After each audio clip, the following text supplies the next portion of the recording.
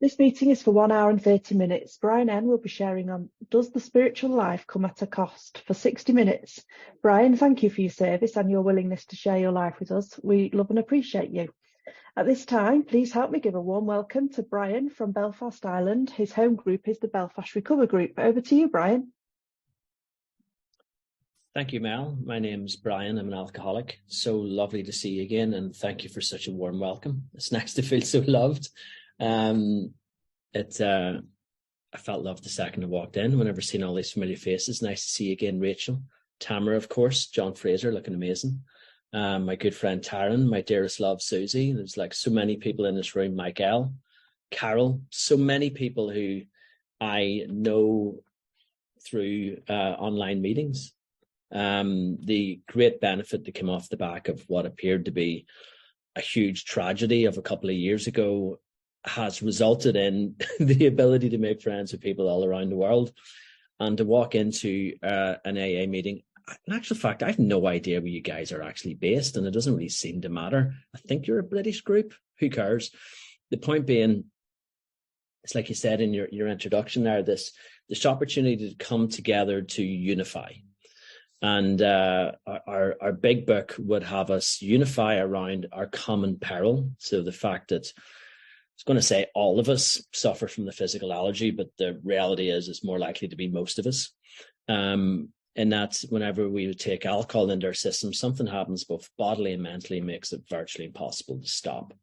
But what really holds us together, regardless of where we are in the world and how we do our meetings, is that we have found a common solution, a way out upon which we can absolutely agree and join in brotherly and harmonious action.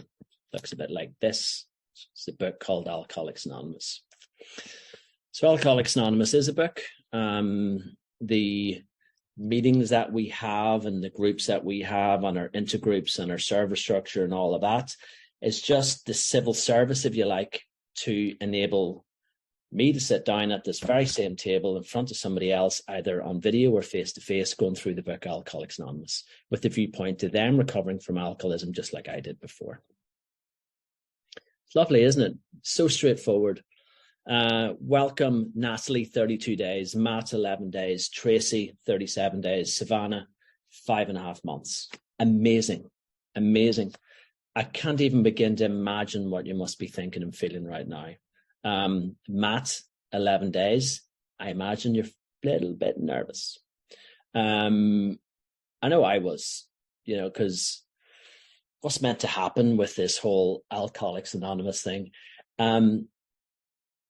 As much as we talk in this meeting and other meetings that I attend about unity and unifying around a common solution, that would imply that there's commonality in what we do.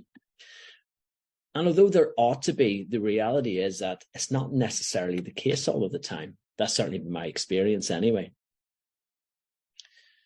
The thing is, Mel, about 5.5 years ago, there's this force turned up in my life.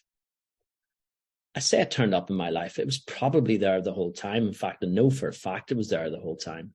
But alcohol had beat me into a point of submission, and my ego was deflated against my will. And that led in a crack of light that produced this kind of a force that I couldn't ignore. And it pulled me in a direction that I didn't want to go in, but I knew I needed to go in. And via a treatment center where I had to go for a detox for medical reasons, it was suggested that I would attend Alcoholics Anonymous. That treatment center was there to do the job that it does. It was to make sure that I don't have cardiac arrest from quitting alcohol and my organs are fine, whatever. They did their bit and they did it well, and I owe them a massive debt of gratitude. But whenever they spoke of Alcoholics Anonymous, they spoke of an organization which is essentially a series of meetings, and I'm to go there in a self-help capacity and group therapy and sit around in a circle and share with each other and make sure you get your problems out, and other people share their problems, and that's what AA is, as it was presented to me. And I'm talking about this for your benefit, Matt, Natalie, Tracy, and perhaps Savannah. Because that's just erroneous. That's just not true. Not their fault. It's not their fault to advertise AA accurately. That's, it's not their responsibility. That's my responsibility. There's the responsibility pledge within Alcoholics Anonymous that puts that responsibility directly at my feet. And the feet of anyone who chooses to read it and see that it is a responsibility to adopt if we are going to have an Alcoholics Anonymous with any substance for the next generation that comes behind. I've got 4 daughters, and one of them, I'm not saying which one, in the same way that I won't tell you which one's my favorite. One of them is a little bit peculiar in the way that I used to be really peculiar at that age, and may well need to benefit from the services that I now benefit from within the rooms of AA and within the program. But if we carry on the way we're going, there won't be one. That's the bottom line here. And I'm not talking about you guys. I love this meeting. What you guys are doing is wonderful. But if we continue to tell people that Alcoholics Anonymous is a self-help thing where we sit around in a room one bloody day at a time talking about our problems, that's not what it is. It's not what it is. Alcoholics Anonymous, in my experience, is something a hell of a lot more difficult than that. Tamara asked me to speak at this meeting one time before, and I can't remember what the subject was. It was something about abundance or something. But it showed up on one of those speaker meeting websites, and they changed the name to "He Didn't Like Working the Steps." I thought that's brilliant, because I must have said that a few times throughout the talk, because it didn't like working the steps. I absolutely hated working the steps. So after I went out of that treatment center and stumbled into the rooms of Alcoholics Anonymous, I was told things like, the best advice we can give you is just don't take that first drink one day at a time. Right. So that caused me a bit of a problem, Mel, because I know you guys are all really charming and really interesting and amongst my favorite humans. But I didn't know that at the time. I just went into a room with complete strangers, most of them grumpy, most of them talking about problems I didn't care about. And so clearly I didn't want to be there. But I thought, would these guys have the answer? I'm told it, like, forget about medicine, that didn't work. Forget about psychiatry, that didn't work. Both disciplines I admire, don't get me wrong, but they didn't work for me. So whenever I went into a dusty old church hall full of strangers moaning, that wasn't my plan. It wasn't part of the old 5-year plan. Do people actually write 5-year plans? No, I never do. I just wing it. But if it was to have wrote a 5-year plan, turning up in a hall with those guys was not part of it. So what I needed, though, was for them to say, I know it's a little bit rubbish here. I know we're a little bit grumpy, but this is the answer and this is what you ought to do, and you will be relieved of the burden of alcoholism. But they give me none of that. None of it. And that's not okay, Mel. That's not okay. I didn't know the answer. I knew that I couldn't not take that first drink one day at a time because I had years of evidence to prove that. Of that, I was certain. I didn't come to Alcoholics Anonymous, study the doctor's opinion, and then know that I couldn't just take one drink without progressing into more and more and more drinks against my will. That wasn't news to me whenever I worked the program. I already knew that. So for somebody to say to me, don't take that first drink, whenever I know that what they're asking me is impossible, is just ludicrous. So Matt, Natalie, Tracy, and perhaps Savannah, if that's the message that you're hearing, I've got some good news for you. That's not Alcoholics Anonymous. It's going to be all right. Speak to the guys that run this meeting. They're going to set you up with a sponsor, get you a big book, and get you on the program. And that's where the answer lies. So that's the good news. The bad news is it's no picnic. At least it wasn't for me. maybe one of you guys have worked through the 12 steps and you skipped through it and it was the most wonderful experience of your life. It ultimately was the most wonderful experience in my life, but it came at a great cost.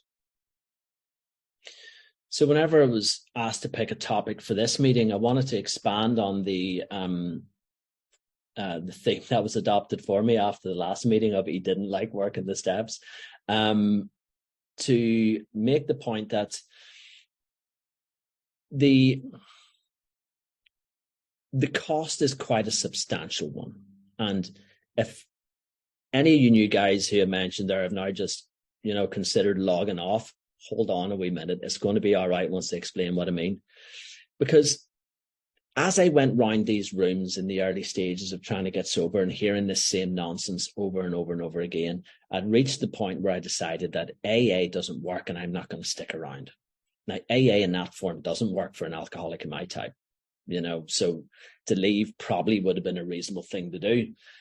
But on what was meant to be my last meeting, through a godly intervention, through serendipity, through the power of the universe, through an interception from Allah, call it whatever you want, a guy turned up at that meeting who had no business being there.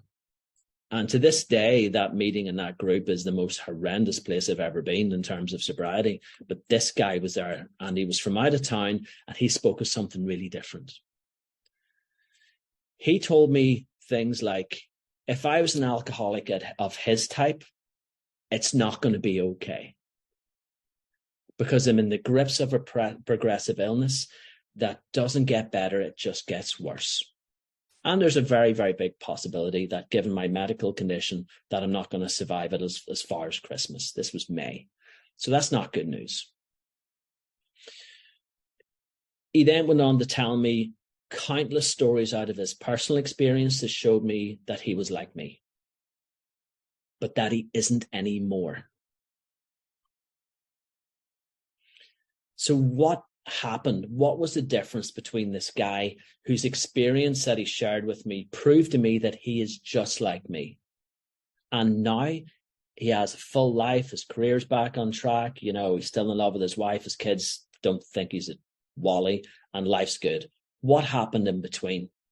Well, he explained that to me, and what happened in between was that he worked the 12 steps as outlined in the book Alcoholics Anonymous, and he told me the truth. He said that it's a very, very difficult process, that he will guide me through it. But there's massive sacrifices have to be made in order for to see it through to its full.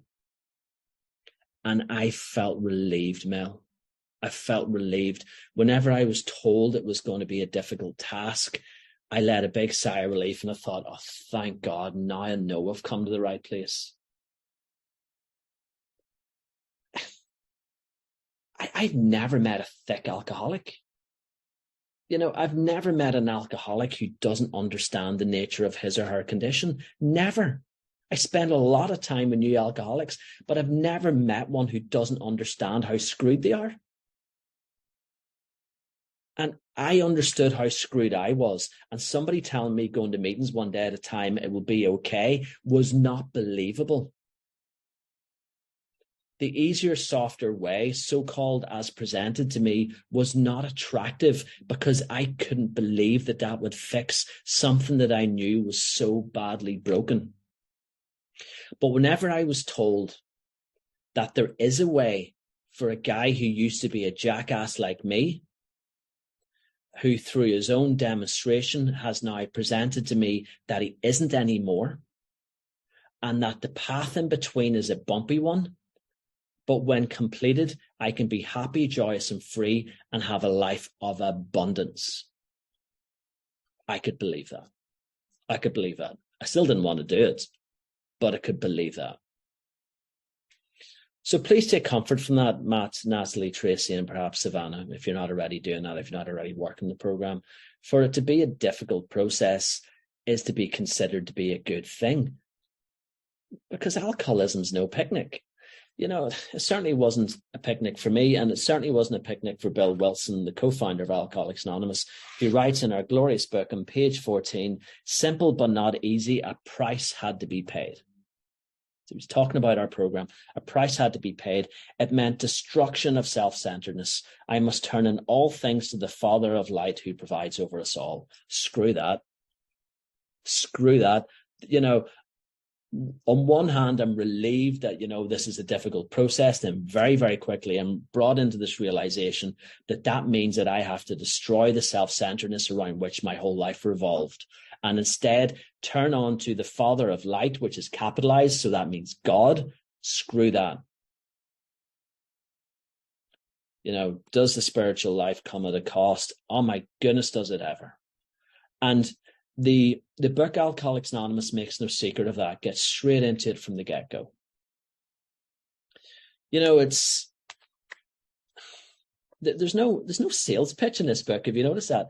It doesn't say anywhere, you know, about, oh, come on, it'll be all right, and, you know, let's try and persuade you to work it. It's for people who are prepared to do it anyway, even though they don't find it particularly attractive. And I didn't find it particularly attractive. And to be in that position where I have to destroy everything that I think is holding me together in favor of having faith in something that I've refused to believe in up to that point, well, that is a cost. To me, it was a substantial cost. The program, of course, works within 12 steps, you know, for the benefit of the new people. And starting within step 1, which we did quite rapidly after we had that conversation, my first sponsor and I, and to learn about the nature of my condition was important. You know, I knew that I had a problem where I couldn't stop whenever I started, but I didn't know what it was. It was very, very useful to learn what that was. It was very, very useful to learn that I have a mental obsession that would bring me to a place that I would take the first drink, even though I know the wheels are going to fall off. Now, what is that if not plain insanity? The lack of the proportion of the ability to think straight.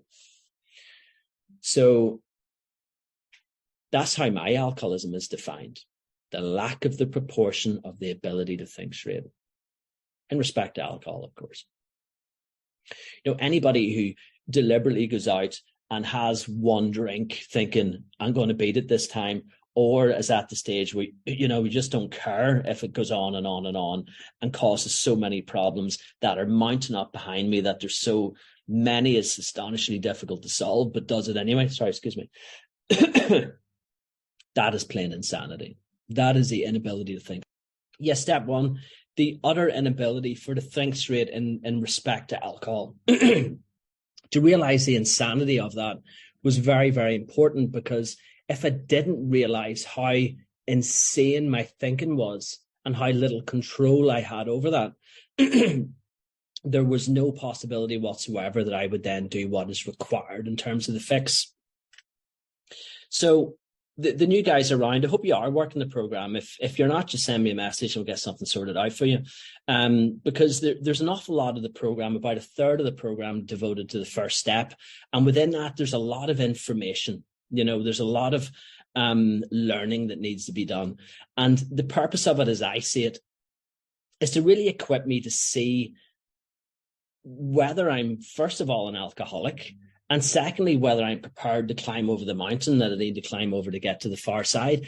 And my desire to do that is driven by necessity. Well, do I need to? Do I have to do all of that work? And it's only by working through those pages that I was able to figure out that, yes, I do. Without a doubt, I do. Because I have the type of alcoholism that is described within that book. And it's the one that there is no cure for. You know, it says in the book, you know, that science hasn't come up with a solution and may do one day. I've heard people say loads of times in meetings, if science ever comes up with a cure, I won't take that pill, you know, because I love doing what I do. I'll take the pill. I'll be the first at the front of the queue. I'd much rather be watching TV than doing this, as much as I love you guys. You know, there's loads of other things I'd rather do. I'd be the first in the queue for the pill, but there isn't one. There isn't one. This is the only answer. The part that I think is relevant to what I want to talk about tonight, just a quick couple of quotes from the book. On page 30, it says, we learned that we had to fully concede to our innermost self that we were alcoholics. This is the first step in recovery. And it goes on to say, the delusion that we are like other people or presently maybe has to be smashed. The delusion, and I really, really like the word delusion in this context in terms of help me to understand, because I thought that the problem with alcoholism was denial. I'd seen that on TV loads of times where, alcoholics in denial. So kind of got it into my head that was the problem. And I don't actually really remember ever denying that I have a drink problem, certainly once it reached the point where it got really bad. But it was followed up with, but there might be a chance I can beat it this time.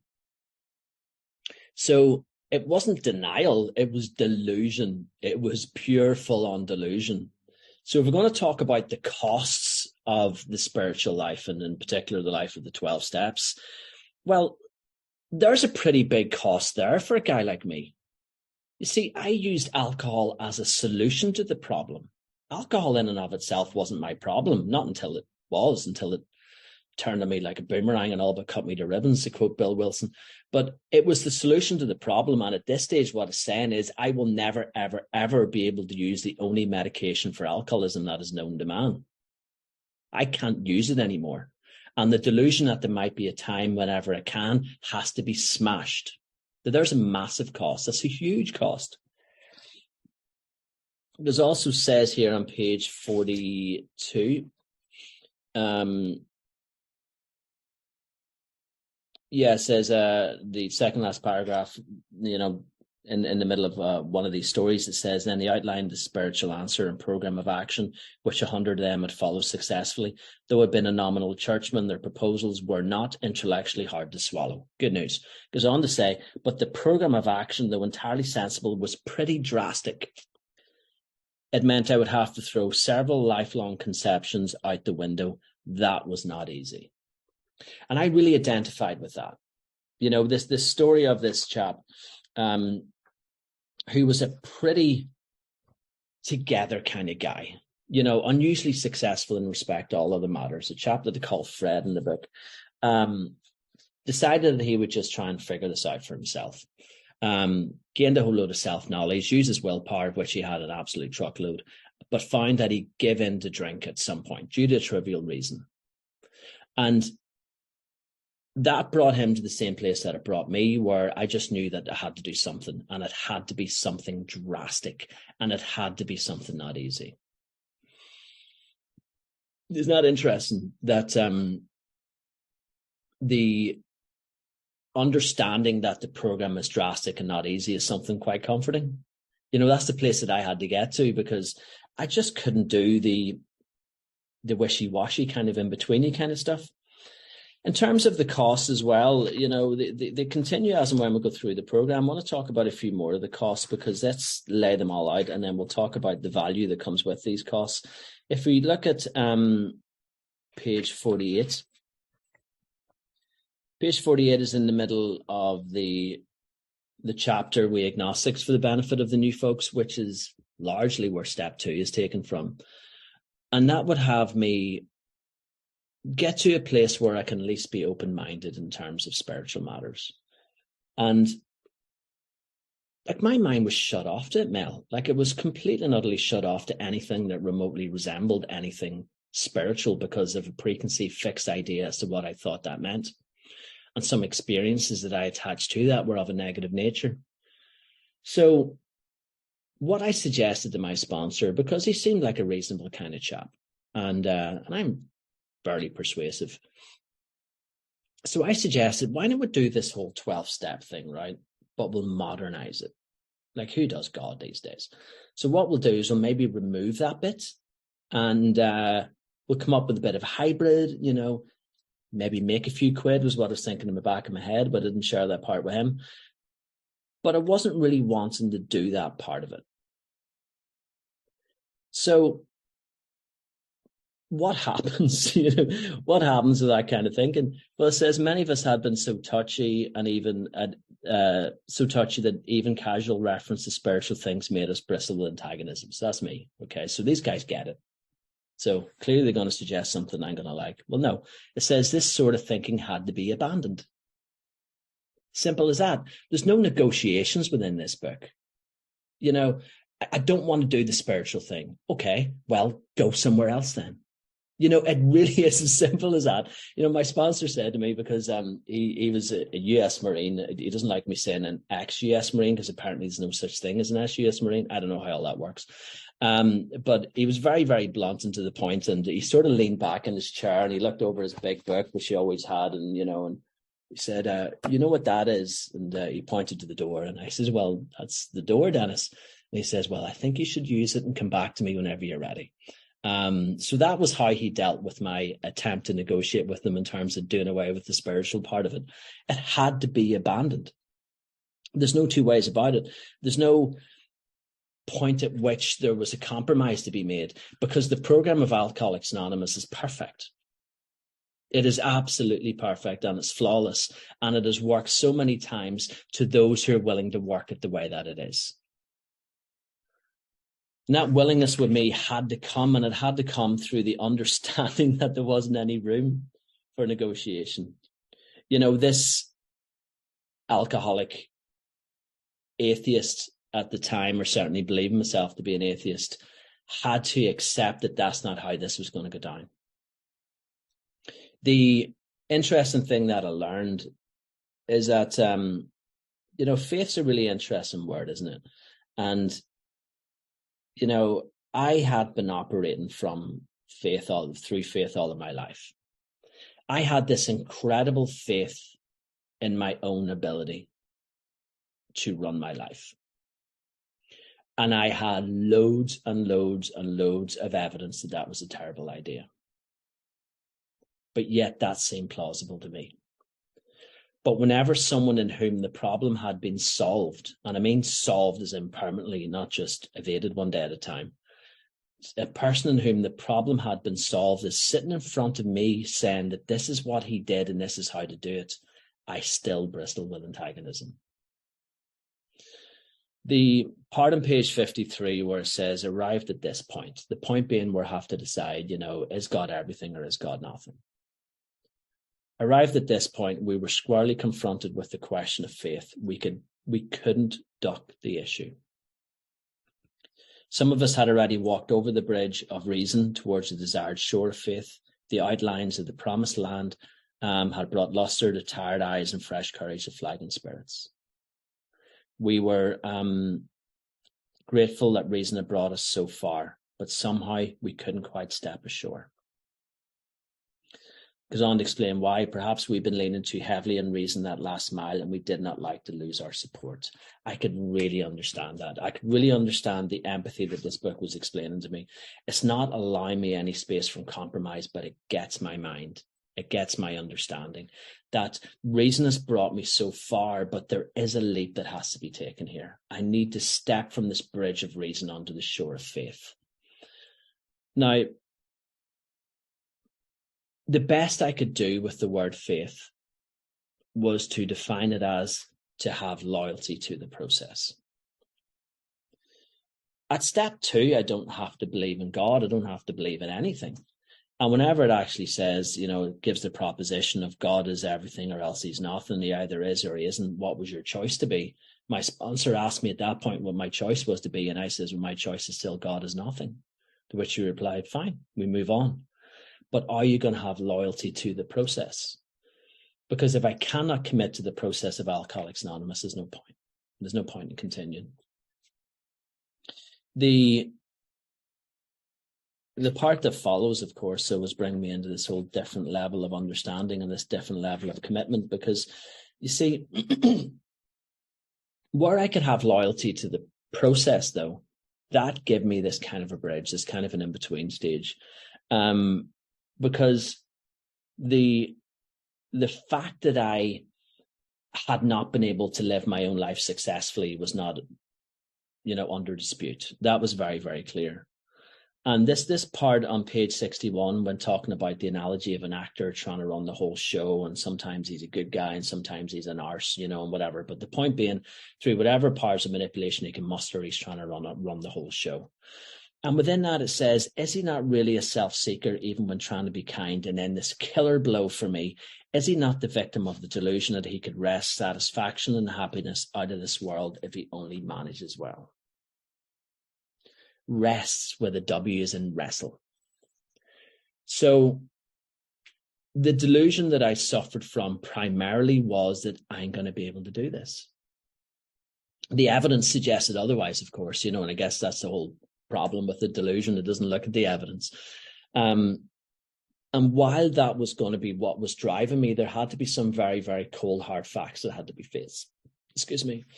And the wording of what those facts are and how they ought to be faced is at the bottom of page 62, and I believe the wording could not be more blunt.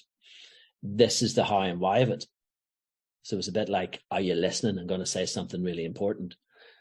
First of all, we had to quit playing God. Why? It didn't work.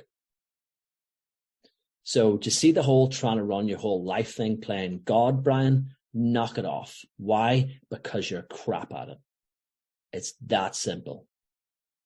That was the reality I had to face. So if somebody asked me, does the spiritual life come at a cost? Does it ever? Does it ever? Because everything that I held dear was wrapped around my ability to wrestle satisfaction out of this world somehow. And this is what I'm being asked to drop, and it has me adopt these different roles. First of all, I don't play God. And, to continue the analogy in the previous page, I stop being the director of this play and I become the actor of this play, which is a very, very full and interactive role, but I don't call all the shots. Excuse me. I am not the father. I'm the child. Is not an interesting one. And I think it's interesting on two levels. The child role, my kids have never said to me, oh my goodness, I'm a little bit nervous. Have we got enough money to deal with the inflated heating costs, and who's going to pay for the house this week, and do we have enough money for food? They just live their little lives and they let me worry about that. So it's not a wonderful offer to be presented to a guy like me who's tried to control everything. Not really, if I'm being honest. It frightened me even more, because I still wanted to be in control, Mel. Is not the craziness of it. But this child of God thing for me as well, from understandings that I've gained elsewhere, also has a different level to it. As a child of God, I have a birthright. Everything that God offers comes from a place of love. And from a place of love comes abundance. And am I talking about financial abundance? I don't know. Am I talking about love? I don't know. I guess it's different things to different people, but a child of God will not suffer the way that I was suffering up to that point. I was suffering between my ears in the most extraordinary ways, and that is not my default.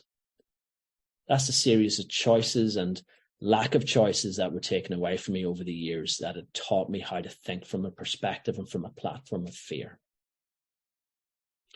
The other role within that keystone at the bottom of page 62 is that I don't get to be the principal. I get to be an agent of God. How'd you like that for a fancy title? I'm an agent of God, Mel. I can't get sacked or anything. I just have to get out there and do God's will. And then all this abundance comes flooding into my life and I get it all for free. Isn't that amazing? Well, it doesn't work that way because there's a bloody cost. Because it says on the top of page 63, when we took such a position, all sorts of remarkable things followed. Brilliant. We had a new employer, being all powerfully provided what we needed. Brilliant. And then the biggest word in the book just hits you right between the you-know-what. If we kept close to him and performed his work well. I sometimes hear people talking about how they just hand it over, and if any of you guys have figured out how to do that successfully, call me, because I'd love a gig like that where I just hand it over and then I just sit in the couch eating KFC, but that's not what's on offer here. There's a catch. I get all of that abundance and I get those remarkable things if I stay close to him, which I believe is by working steps 10 and 11 thoroughly, and do his work well, which is by actively engaging with being of service to other alcoholics and other people generally. Is there a cost to the spiritual life? Oh my goodness, is there not? There absolutely is. You look at the third step prayer, like in my day job would have me looking at contracts quite a lot. And whenever I look at the third step prayer, I see a contract. I see a partnership agreement, and contracts, all good contracts will have the terms of one party matched by the terms of the other. And then both parties look at that and they sign off on the contract. So third step prayer says, God, I offer myself to thee, to build with me and do with thee as I wilt. Then it says, relieve me of the bondage of self, which is great for me because I'm wrapped up in self. I get to have that removed. Then it says, that I may better do thy will. So that's the cost. The benefit is that I get the self removed, and the cost is that I can then use that to do God's will. Is there a cost? Yes, there is. It says it there. Take away my difficulties. Amazing. Which difficulties? The alcoholic difficulties, the wife that I want to stay, or the wife that I want to leave, or whatever, or the money difficulties, does it mean them? Yes, it means them all. So take away those difficulties. That's an amazing deal for me. Then it comes with the other part of the deal, the cost. That victory over them may bear witness to those I would help with thy power, thy love, and the way of life. I need to go out and bear witness to that and tell other people about it.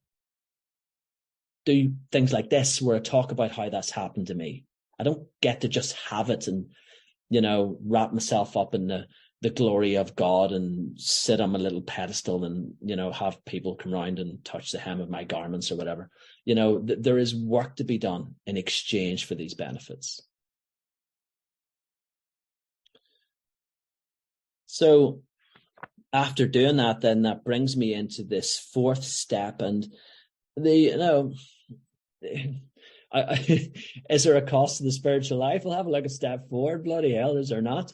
That to me was a complete change of thinking required.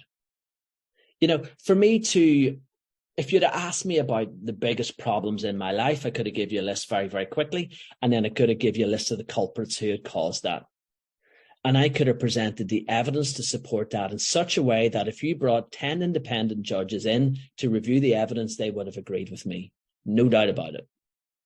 This person destroyed my life whenever I was a child. The other person is destroying my life today. You people in Alcoholics Anonymous have destroyed my life by lying to me. I could come up with a really convincing list. But that wasn't okay. That wasn't working. There had to be a change. There had to be a realization that the delusion from which I was suffering had to be smashed. And it doesn't get smashed by knocking out a couple of quick swifty prayers. It gets smashed by doing this work and looking at the common manifestations of self, which are presented as resentment, fear, and matters to do with my sex conduct. My resentment against you were abundant, but the book would have me see that, would have me see how I'm affected by that based on 7 different stimuli. And then it would have me put the wrongs of the other party out of my mind entirely, including you, and look at where I was to blame. What were my faults? And list those down. And the process of getting to that, first of all, has me look at the other parties that perhaps they were sick people. Perhaps, the analogy I give is my grandfather, who's deceased now, but he was just a gentleman, like just the most lovely human being you could have met. But whenever he got old, he got really senile, and he was in the hospital and he was saying really inappropriate things to the nursing staff. And although I did not like his symptoms, I could see that he was a sick person. And the book would have me look at everybody towards whom I felt a resentment in that way. And that's not easy for a guy like me. That's really not easy for a guy like me. So is there a cost to the spiritual life? Not half. But, it's backed up with the understanding of the consequences of not doing that. On page 66, in the context of resentments, it gives 6 different death threats. But with the alcoholic whose hope is the maintenance and growth of a spiritual experience, this business of resentment is infinitely grave. Death threat number 1. We find that it is fatal, number 2. For when harbouring such feelings, we shut ourselves off from the sunlight of the spirit. The insanity of alcohol returns and we drink again. And with us, to drink is to die. 3.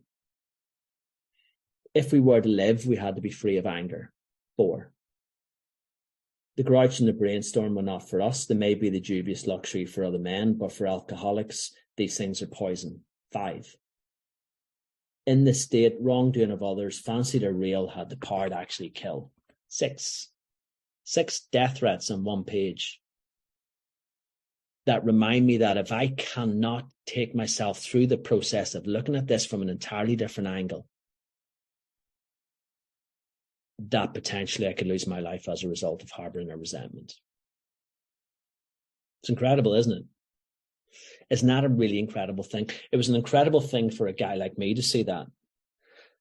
But you see, the thing is, though, as much as I talk about the difficulty of the program, you know, to the point where it's probably annoying, it didn't feel difficult once I got there.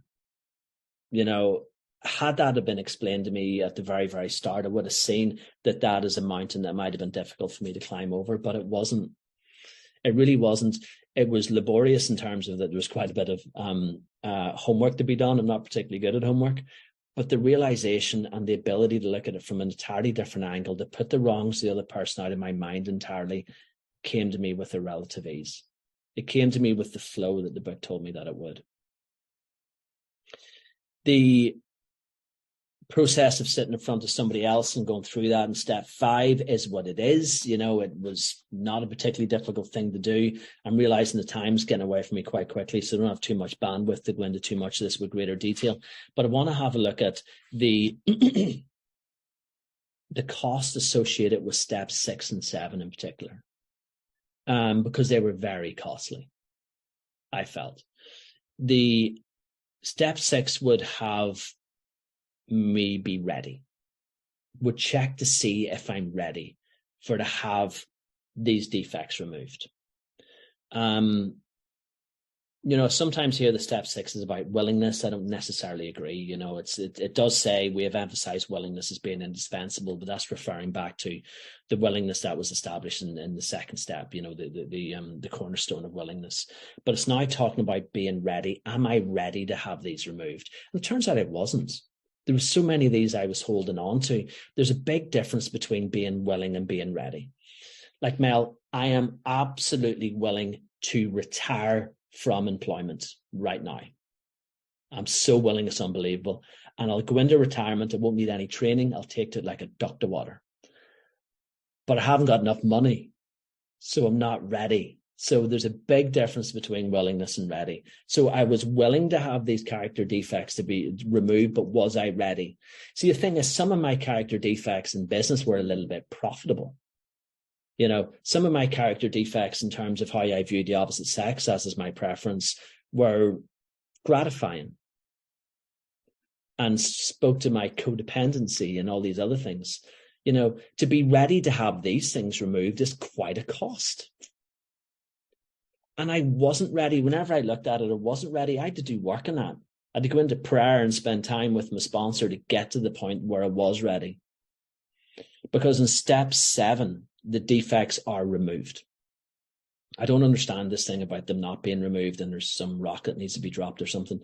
Because what it talks about here is the removal of the defects by realizing that I don't actually have any defects. Because it has me give everything to God, the good and the bad. All of my characteristics. You know, this take, for example, what I would have considered a defect like anger. I was angry at one of my children the day before yesterday, and I know that that was the appropriate use of that emotion. It was not a defect. The problem with me is the manager of the characteristics needed to change. And step 7 is a repetition of what I learned in step 3, and to make the commitment that was theorized in step 3, if you like, where I'm actually accepting a relationship with this new employer, where what I need to do is to stay close to him and do his work well, and I will be given whatever I need. Whatever stands in the way of my usefulness to my God and my fellows will be removed. But again, like, for somebody who's lived their life basically controlling everything around my own understandings and my own selfishness and my own self-centeredness. That was quite a commitment. The 9 steps a really interesting one, because I've been in conversations with various different people over the last week, actually, about the extent to which one must go in order to make amends. And, I'm sure most of us will know the story of Dr. Bob, who considered himself to be a pillar of the community. He didn't have to go around and admit to his alcoholism. Of course, everybody knew. But he didn't do the amends bit. And he drank again. And that brought him to the point where he had to realize that, that this part cannot be left. But what about some of the difficult amends? What about some of the ones that might get me into trouble? Well, page 79 says, although these reparations take innumerable forms, there are some general principles which we find guiding. Reminding ourselves that we have decided to go to any lengths to find the spiritual experience, we ask that we be given the strength and direction to do the right thing, no matter what the personal consequences may be. We may lose our position, our reputation, or face jail, but we are willing. We have to be. We must not shrink at anything. Whenever I was a young man, I got myself involved in petty crime, and and I was convicted for that. But the full extent of what I did was unknown to the victim. And I hunted this guy down and tried to find him, and couldn't find him, but I managed to get hold of his son, and and presented all of this out there. And if that had been passed on to the authorities, I don't know what the consequences might have been. It was a long time ago. I might have got away with it, but equally I might have faced prison for that. I don't know. This is the extent to which I had to go in order to have the spiritual experiences offered within Alcoholics Anonymous.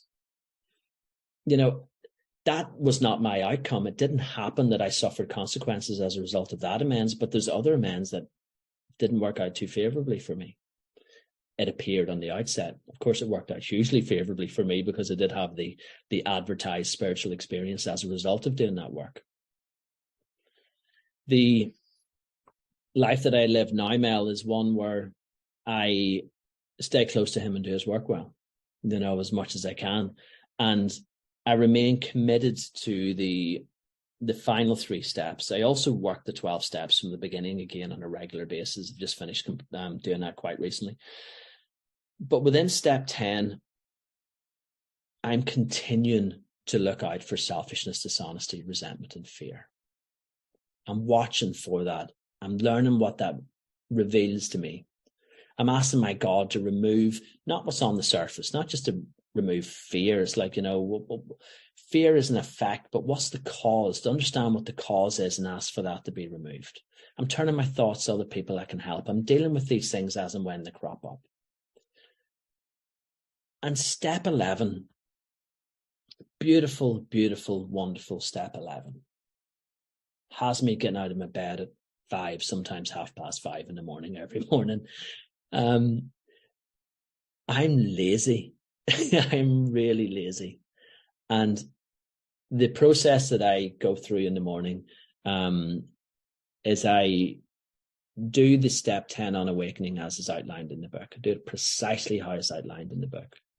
Step 11 also invites us to look at other spiritual disciplines as well, where it suggests that, maybe seek out other books and maybe take suggestions from a priest, minister, and rabbi. So I have other disciplines that I then do in the morning. I'm not going to tell you what they are because our 10th tradition would prevent me talking about those in AA meetings. But if you want to know what I do, send me a message. We can talk about it off camera for sure. But that process takes me at least an hour and a half most mornings. Well, every morning, but it's whether it's an hour and a half is the part that varies. But I do that every single morning without fail.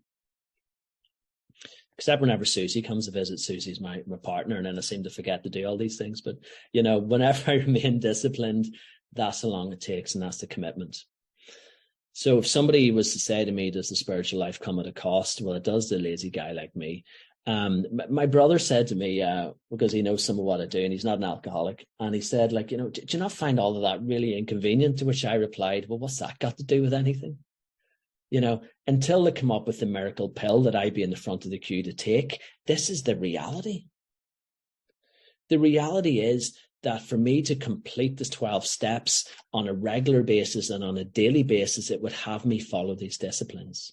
So in the morning, whenever I get up, I do what it would have me do in the book, and I also expand my spiritual experience elsewhere. I stick within the discipline of step 10 throughout the course of the day, because I leave the house here in the morning, revved up, ready for action, and I get to the bottom of the street and somebody looks at me funny, and then it's all out the window again. So I need to get back into step 10 and get back in line, get back in line, get back in line.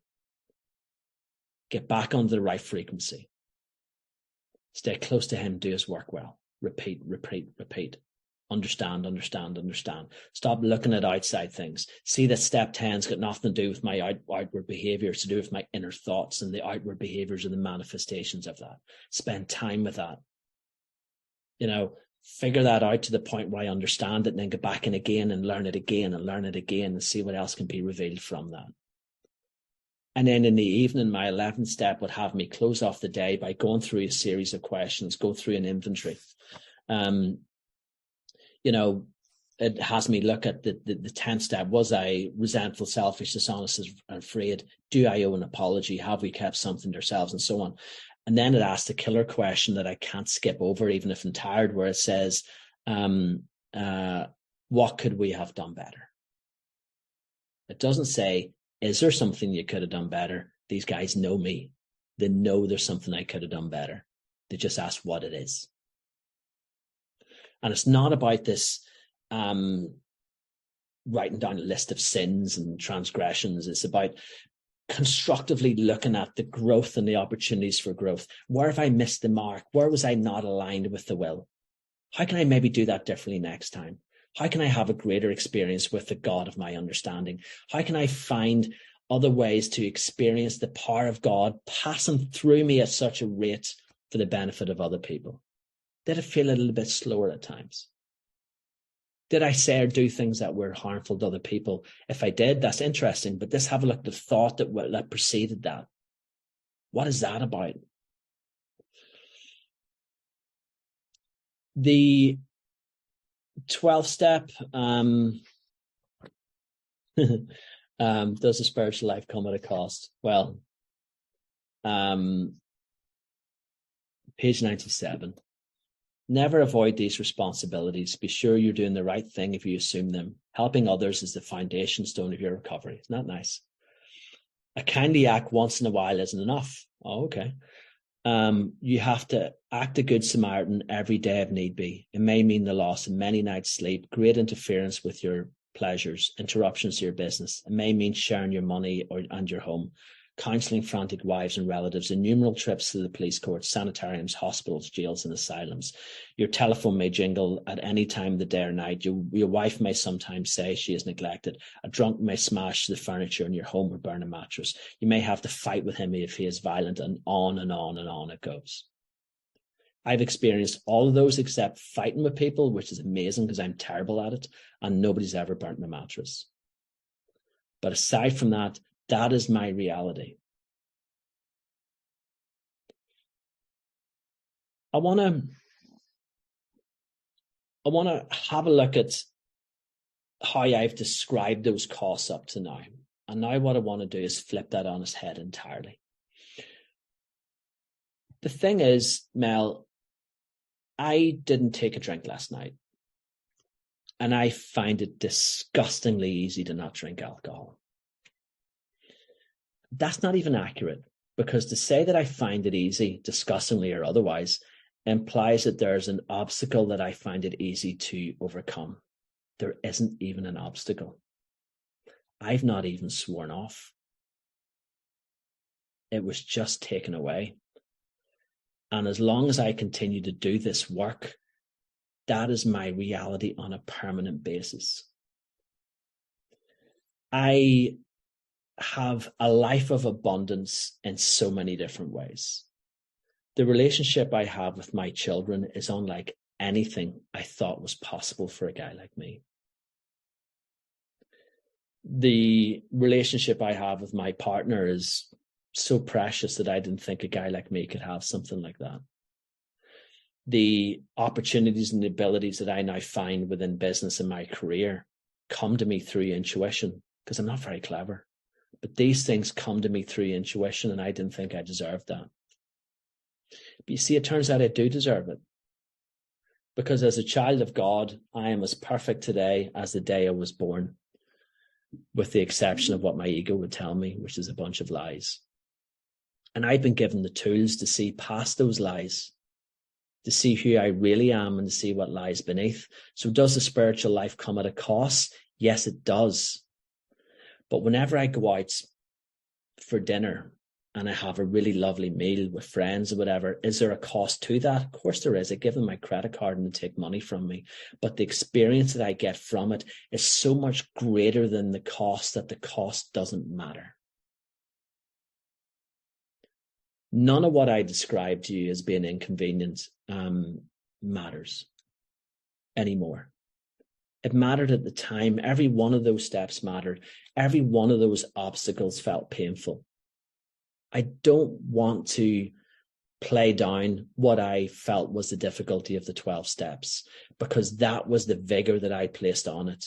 I believe the 12 steps could be worked quite easily, but good luck with the outcomes from that crap. By putting this much vigor into every one of those steps and seeing the cost, seeing the difficulty, seeing the inconvenience, and doing it anyway, brings me to a place at the end of it where I just have this world of absolute abundance. There's a part of the book that I kind of always turn to, and I probably did whenever it was last year, so if it sounds monotonous, well. But it's on page 100, where it's in the context of working with others, where it says, both you and the new man must walk day by day in the path of spiritual progress. If you persist, remarkable things will happen. When we look back, we realize that the things which came to us when we put them in God's hands were better than anything we could have planned. Follow the dictates of a higher power, and you will presently live in a new and wonderful world, no matter what your present circumstances. Like, how's that for a promise? I have a wee bit of time behind me now, and I can look back and see I've consistently sponsored all that time, so that box was ticked. But what about the placing things in God's hands? That's something I had to continue to work on, Mel. It's a skill that I had to continue to develop. And there's areas where I had to continue to let go, where I preferred to hold on tight. Like, I'm really terrible at golf. I've tried it a couple of times. My brother's a good golfer, and he tells me it's because I hold the damn thing so tight. Apparently those golfers hold that quite loosely and do that lovely little stroke thing. I don't get that. I just want to wallop it and hold on really tight. That's who I am. That's my default. And I'm having to learn to let go. And in the small amount of time I have, I can look back and I could give you a list of things that I place in God's hands and things that I kept for me. And the things that I've left in God's hands all worked out, but worked out abundantly. I've heard people say that, God only gives you what you need. Well, I have no experience of that, because what I find is whenever I place things entirely in God's hands, if I ask for one, I end up with 10. I don't know why that is. It's not because I'm a good guy. Definitely not because I'm lucky. It just seems to work that way. The things that I keep in my hands and I hold on to turn to, you know what? It does not work out very well. So, in summary, the price and the cost associated with being a recovered alcoholic in Alcoholics Anonymous is quite the cost indeed. And thank God it's so costly. Thank God a guy like me has to climb that mountain to get there. Because were it not for that, I wonder would I appreciate just how blessed I am today. I wonder would I feel as grateful as I do now. And I don't get that gratitude from writing lists. I get that gratitude from going out and doing this work. And sitting in front of some guy and watching the lights come on in his eyes, or getting a call from a woman who's a sponsor for to say, I've just got my kids back in my life. Is there a cost? I don't know. What price would you put on being part of an experience like that?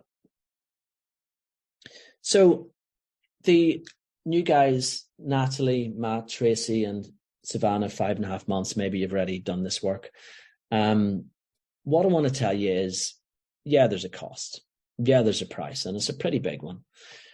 But the outcome and the results that come from that small amount of expenditure is just so infinitely, massively, powerfully wonderful that I can only describe it as abundant. If you're wanting to know, do you need a sponsor? The answer is yes, you do. If you want to know when you should start the program, the answer is yesterday. But if that's too late, let's get you on it today. Do not waste any time. There's a life beyond your wildest dreams available here. Not drinking, sure, that's a wonderful thing, but there's so much more on offer. Listen, it's so lovely to see you guys. Thank you so much for inviting me to speak. I've had a lovely time, and sorry for my cough earlier on. I feel much better now.